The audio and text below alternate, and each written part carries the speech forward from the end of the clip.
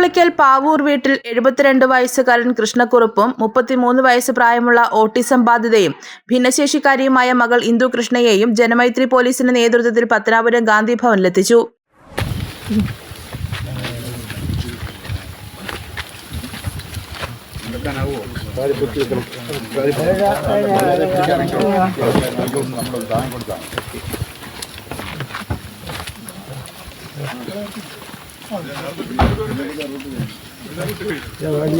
കൃഷ്ണക്കുറുപ്പ് ഹൃദയ സംബന്ധമായ രോഗിയും നടക്കുവാൻ പോലും ബുദ്ധിമുട്ടുള്ള ആളുമാണ്. സന്നദ്ധ പ്രവർത്തകരും മറ്റും വല്ലപ്പോഴും എത്തിച്ചു നൽകുന്ന ഭക്ഷണമാണ് ഇവരുടെ ജീവൻ നിലനിർത്തിയിരുന്നത്.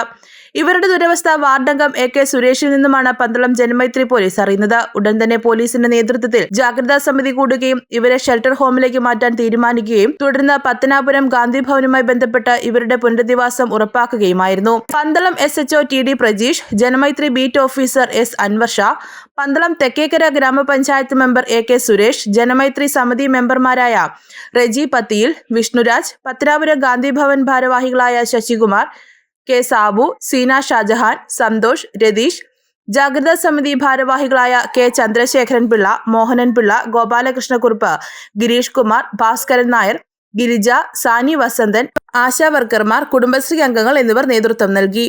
News bureau, Pandalam. ഷോപ്പിംഗിനായി ഇനി യാത്ര വേണ്ട, ഷോപ്പ് തന്നെ നിങ്ങളുടെ വീട്ടിലേക്ക് വന്നാലോ?